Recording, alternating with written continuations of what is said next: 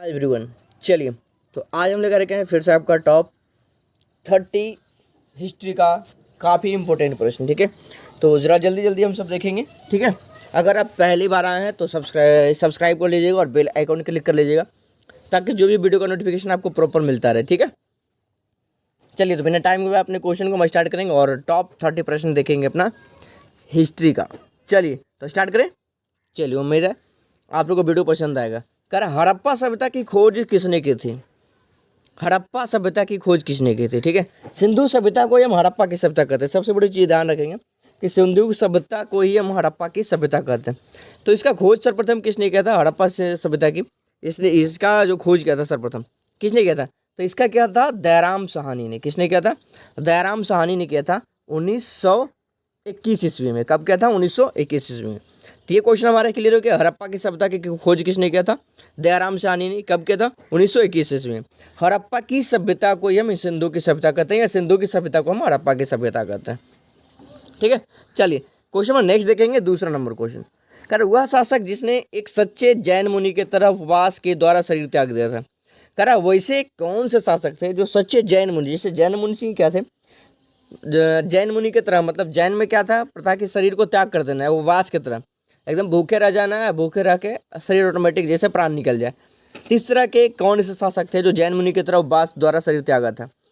तो बिंदुसार, अशोक, चंद्रगुप्त और अन्य। तो इसमें से आपका राइट ऑप्शन क्या हो जाएगा? अगर आप में से जिन लोगों ने इसका आंसर क्या करेंगे, देखिए इसका जो पालन किया था वो चंद्रगुप्त मौर्य ने पालन किया था। चंद्रगुप्त मौर्य जो कि मौर्य वंश के संस्थापक थे। चंद्रगुप्त मौर्य कौन थे? मौर्य वंश के संस्थापक थे। इसमें महत्वपूर्ण भूमिका जो था वो चाणक्य का, चाणक्य थे।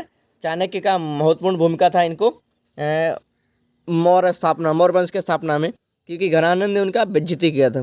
इसकी वजह से घनानंद की मौत हुई। लास्ट शासक उसका नंद वंश का लास्ट घनानंद शासक हो गया और मौर्य वंश का स्थापना उसी टाइम में हो गया, चंद्रगुप्त मौर्य के द्वारा संस्थापना हुआ। ठीक है, तो इसका संस्थापक पूछता है कि मौर्य वंश के संस्थापक कौन थे? आपका चंद्रगुप्त मौर्य हो गया।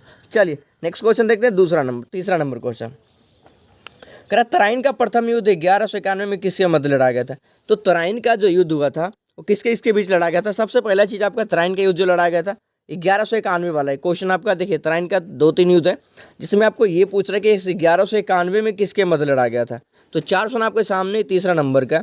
तो तराइन का युद्ध जो लड़ा गया था 1191 वाला लड़ा गया था वो मोहम्मद गौरी और पृथ्वीराज तृतीय के बीच लड़ा गया था। किसके बीच?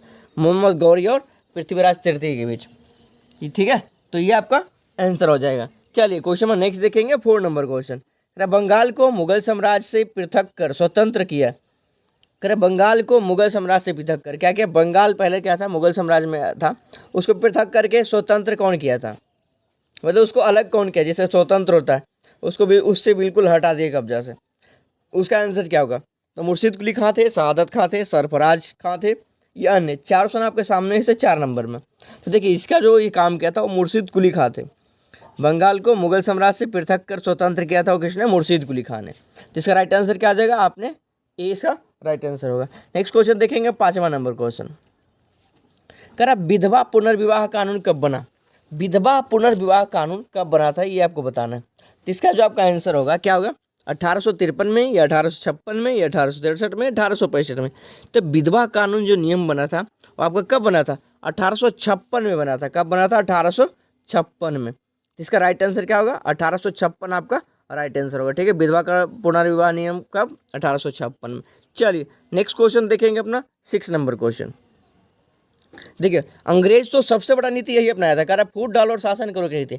अंग्रेज की सबसे बड़ी नीति थी कि कैसे करके आपस में दोनों लड़ा दो, आपस में दोनों को लड़ा दो, उसके बाद वहाँ पे अपना कब्जा करो। ठीक है, तो कह रहा अंग्रेजों ने फूट डालो और शासन करो की नीति कब अपनाई थी? 4 ऑप्शन आपका इसमें दिया हुआ है। तो इसका जो राइट आंसर क्या होगा? अगर आप जिन लोगों ने इसका आंसर क्या टिक किया है 1858, इसका आंसर क्या होगा? इसका राइट आंसर जो होगा 1858 में ये नीति अपनाया था कि फूट डालो शासन करो, फूट डालो और शासन करो। चलिए नेक्स्ट क्वेश्चन देखते हैं 7वां नंबर क्वेश्चन। इंग्लैंड में गृह युद्ध कितने वर्ष तक चला था? गृह युद्ध मतलब घर में अपने आपस में ही जैसे कर सकते हैं कि हमारा देश हमारे अंदर ही अंदर युद्ध चल रहा है तो हमारा गृह युद्ध होता है।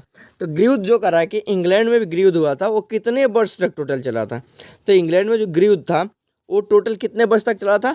इसका राइट आंसर क्या होगा? 7 वर्ष तक चला था। इंग्लैंड में गृह युद्ध कितने वर्ष तक चला था? 7 वर्ष। ठीक है, इसका राइट आंसर क्या हो जाएगा? 7 वर्ष आपका राइट आंसर होगा। चलिए नेक्स्ट क्वेश्चन देखिए अपना। चलिए कर आर्य भारत में कहाँ से आए थे? आर्य जो थे वो भारत में कहाँ से आए थे? 4 ऑप्शन आपका इसमें बताना है कि आर्य जो भारत में कहाँ से आए। तो आर्य जो आपका आए थे कहाँ से? 4 ऑप्शन आपके सामने, इसमें से आपको गेस करना है। आर्य आए थे केंद्रीय एशिया से, सी ऑप्शन इसका राइट आंसर होगा। आर्य कहाँ से आए थे? केंद्रीय एशिया। तो अगर ऑप्शन में आपका दे दी कि आर्य कहाँ से आए थे, तो केंद्रीय एशिया से आए थे। 8वां नंबर का ऑप्शन आपका सी आपका राइट आंसर होगा। क्वेश्चन नंबर 9 देखेंगे, किस अवधि में रामायण एवं महाभारत की रचना हुई थी? करें कि कौन सी ऐसी अवधि थी जिसमें रामायण और महाभारत की रचना हुई थी? तो सिंधु घाटी की अवधि में था, ये द्रविड़ अवधि में था, वैदिक अवधि में, आर्य अवधि में। 4 ऑप्शन आपके सामने है, इसमें से बताना है। तो देखिए अवधि जो हुआ था रामायण और महाभारत की जो रचना हुआ है वो आर्य अवधि में हुआ है। किसमें? आर्य अवधि में। इसका राइट आंसर क्या होगा? डी आपका राइट आंसर होगा। ठीक है, जिसका जिन लोगों ने डी टिक किया उनका आंसर बिल्कुल सही रहेगा। ठीक है, चलिए नेक्स्ट क्वेश्चन देखेंगे 9 नंबर का, किस अवधि में रामायण। देखिए क्वेश्चन रिपीट हो गया, तो इसका आंसर क्या हो जाएगा? इसका आंसर भी आर अवधि में ही हो जाएगा। ठीक है, क्वेश्चन नंबर सेम आपका मिल गया। चलिए नेक्स्ट क्वेश्चन देखेंगे 10 नंबर क्वेश्चन। अच्छा 10 नंबर छूट गया, उसके जगह पे प्रिंट टाइप हो गया। चलिए कोई नहीं, देखते नहीं। कह पानीपत की दूसरी लड़ाई किनके बीच हुई थी? पानीपत की जो दूसरी लड़ाई हुई थी, पहला तो 1526 में, पानीपत के प्रथम युद्ध हुआ था 1526 में। अब ये बताइए पानीपत की दूसरी लड़ाई जो हुआ था वो किसके बीच हुआ था? तो आपको ये बताना है कि बेगम खां हेमू, अकबर मिर्जा हकीम, अकबर या बेगम खां, अकबर और राणा प्रताप। 4 ऑप्शन आपके सामने हैं। 11 नंबर का क्वेश्चन का आंसर क्या हो जाएगा? तो बेगम खां और हेमू के बीच हुआ था। किसके बीच हुआ था? बेगम खां और हेमू के बीच। ठीक है, चलिए नेक्स्ट क्वेश्चन देखिए अपना। चलिए कह रहे मोहम्मद गौरी कहाँ का शासक था? तो मोहम्मद गौरी जो था कहाँ का था? अफगानिस्तान का, इराक का, या पर्सिया का, या तुर्की का। तो 4 ऑप्शन आपके सामने दिए। जो मोहम्मद गौरी था वो कहाँ का शासक था? मोहम्मद गौरी अफगानिस्तान का शासक था, अफगान शासक था। ठीक है, तो इसका राइट आंसर क्या हो जाएगा? अफगान इसका राइट आंसर होगा। नेक्स्ट क्वेश्चन देखेंगे 13 नंबर क्वेश्चन। कह रहा मस्तानी किस शासक की प्रेयसी थी? मस्तानी जो थी किस शासक की प्रेयसी थी? 4 ऑप्शन इसमें आपका दिया हुआ है, इसमें आपको बताना है राइट आंसर क्या होगा। मस्तानी किस शासक की प्रेयसी थी? बाजीराव पेशवा की थी, नाना साहब, या शाहू महाराज, या शेरशाह। 4 ऑप्शन आपके सामने है, इसमें से आपको गेस करना है इसके राइट आंसर क्या होगा।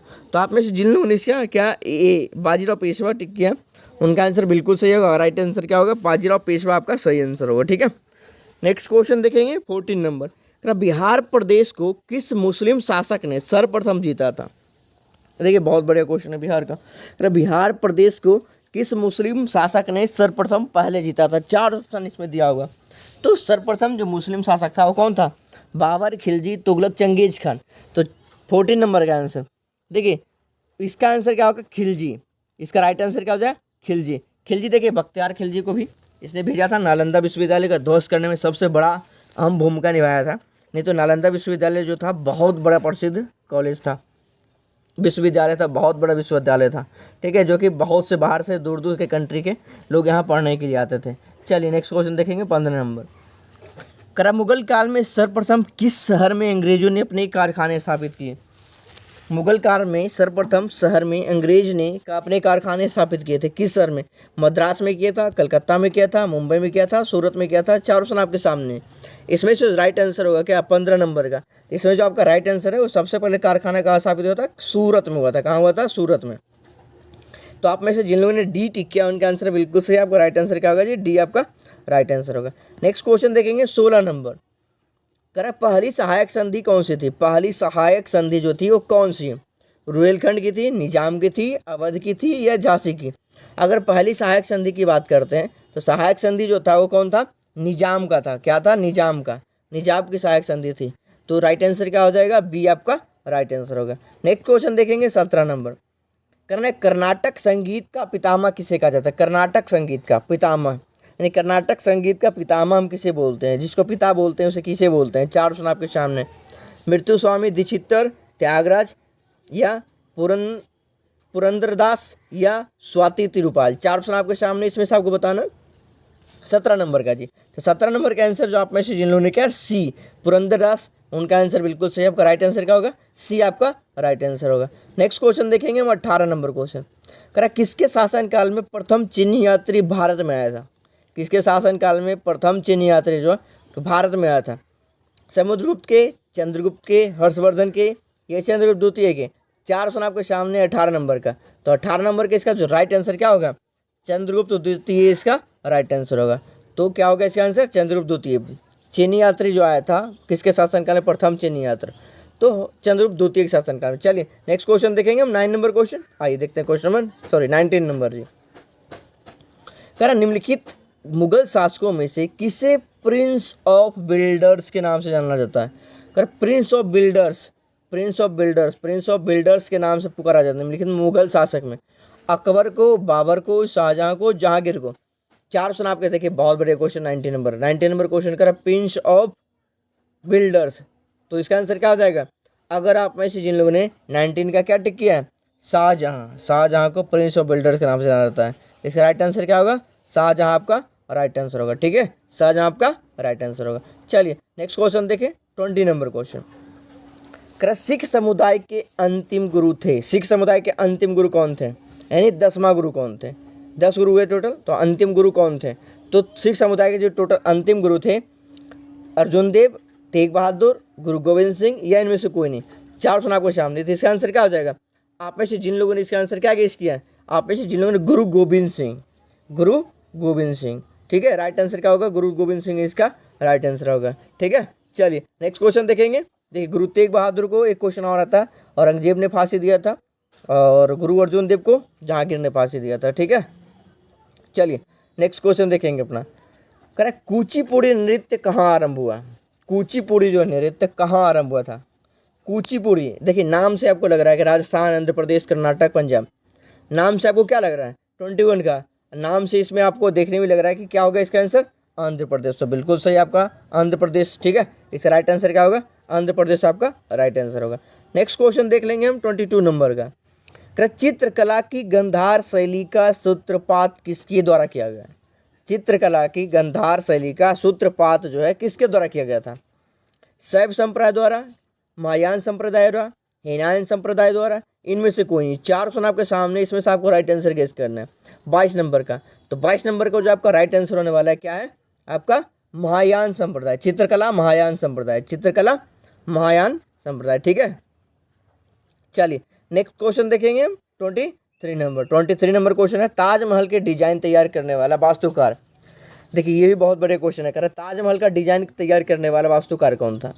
उसका डिजाइन जो बनाया था वो कौन था? 23 नंबर का इस्माइल, उस्ताद ईसा, मोहम्मद हुसैन या साहब अब्बास? तो इसका डिजाइन जो तैयार किया था किसने किया था? उस्ताद ईसा ने किया था। इसका राइट आंसर क्या हो जाएगा? उस्ताद ईसा आपका राइट आंसर होगा। तो आप में से जिन लोगों ने इसका बी टिक किया होगा आंसर, तो उनका आंसर बिल्कुल सही होगा। नेक्स्ट क्वेश्चन देखेंगे 24 नंबर में। कह रहा बौद्धों के विश्वास के अनुसार गौतम बुद्ध का अगला अवतार, बौद्धों के विश्वास के अनुसार गौतम बुद्ध का अगला अवतार किसे माना जाता है? कल्कि को, अत्रेय को, मैत्रेय को, नागार्जुन को? तो बौद्धों के विश्वास के अनुसार जो अगला अवतार है कल्कि अवतार है। ठीक है, इसका राइट आंसर क्या होगा? कल्कि अवतार इसका राइट आंसर होगा। ए ऑप्शन आपका बिल्कुल सही है। नेक्स्ट क्वेश्चन देखेंगे 25 नंबर।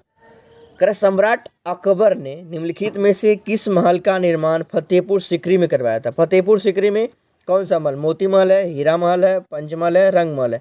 4 ऑप्शन आपके सामने क्वेश्चन नंबर 25 का। तो फतेहपुर सीकरी में क्या है? पंचमहल है। फतेहपुर सीकरी में क्या है? पंचमहल। तो फतेहपुर सीकरी में किसका निर्माण करवाया था? पंचमहल का निर्माण करवाया था। चलिए नेक्स्ट क्वेश्चन देखेंगे 26 नंबर। करेक्ट, कुतुब मीनार के पास स्थित लौह स्तंभ किस राजा ने बनवाया था? जो कुतुब मीनार के पास स्थित लौह स्तंभ है वो किस राजा ने बनवाया था? चंद्रगुप्त द्वितीय ने, समुद्रगुप्त ने, स्कंदगुप्त ने, हिरामगुप्त ने? 4 ऑप्शन आपके सामने, इसमें से आपको बताना है 26 का। तो इसका जो स्तंभ है वो किसका है? चंद्रगुप्त द्वितीय का है। इसका किसका है? चंद्रगुप्त द्वितीय का। तो ए आंसर आपका बिल्कुल सही है। आपका राइट आंसर क्या होगा? ए आपका राइट आंसर होगा। चलिए उम्मीद है आपको वीडियो अच्छा लगा होगा। तो वीडियो अच्छा लगा तो वीडियो को शेयर ज़्यादा से ज़्यादा कर देंगे। और ठीक है, मिलेंगे हम नेक्स्ट वीडियो में कुछ अच्छे क्वेश्चन के साथ, जैसे कि आपको हम क्वेश्चन लेकर के आते हैं और जो इंपॉर्टेंट क्वेश्चन होता है उसी को लेकर के आते हैं। तो मिलेंगे नेक्स्ट वीडियो में। आज की फिलहाल थैंक यू एंड जय हिंदी। अगर नए हैं तो चैनल को सब्सक्राइब जरूर कर लीजिएगा। ठीक है, मिले नेक्स्ट वीडियो में।